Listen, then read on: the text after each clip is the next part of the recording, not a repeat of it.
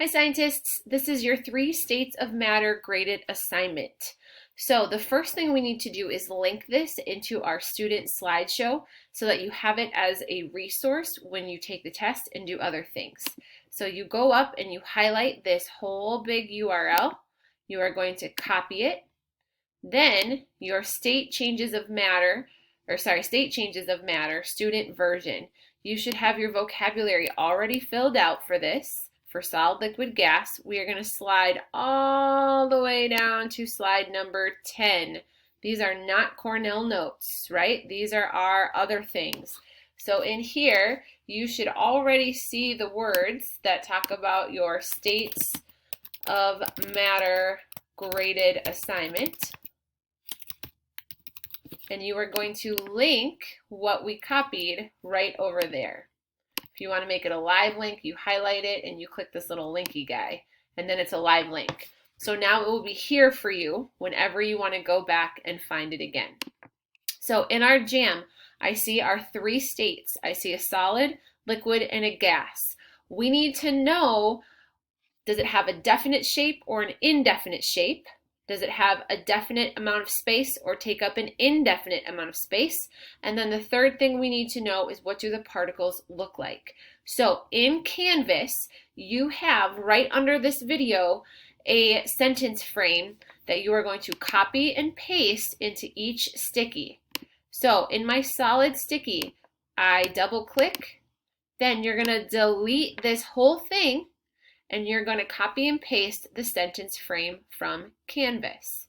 So the sentence frame says, a solid has a blank shape and takes up a blank amount of space. So you should have that copied and pasted. Press pause at any time to do these steps. Then you are going to fill in both of these blanks with either the word definite or indefinite. Remember, definite means stays the same. Indefinite means it changes. So what does a solid do? If I have a pencil or a pen and I take it from this and then I put it on my table or I put it in a cup, does it change its shape? Does it change its size or the amount of space it takes up? That would be indefinite. Or does it stay the same shape, take up the same amount of space? That would be definite. So you will fill in these 2 blanks with definite or indefinite and click save. Then we need to know how the particles look. So you are going to be dragging. If you have this kind of a cursor, it's going to move the dot in terms of how big it is. If you go down and have this kind of a cursor, you can just drag it around the page. So where do these particles go in a container? This box is my container. Do they stay at the bottom? Do they float in the middle? Do they have to touch the sides?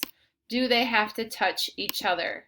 So I'm going to keep dragging, and I want you to use all of the dots. How close do they have to be to each other? Maybe I think that one should be over here. Maybe I think that one should be up here. So however you think a solid particles should be, remember, they are on your solid notes that you took, which should also be linked in this on your notes slide on slide number 9. You need to think about, where do the particles go in a solid? Then you're going to do the same thing for liquid and gas. You copy and paste the sentence frame from Canvas right under this video. You drag the dots. You copy and paste under this video. You drag the dots. Then back in Canvas, you need to click submit. Just completing this in JAM does not give it to us. In Canvas, you need to click submit. All right, 6th graders. Good job, scientists. Let your teachers know if you have questions. Join a study hall and use your resources. Bye.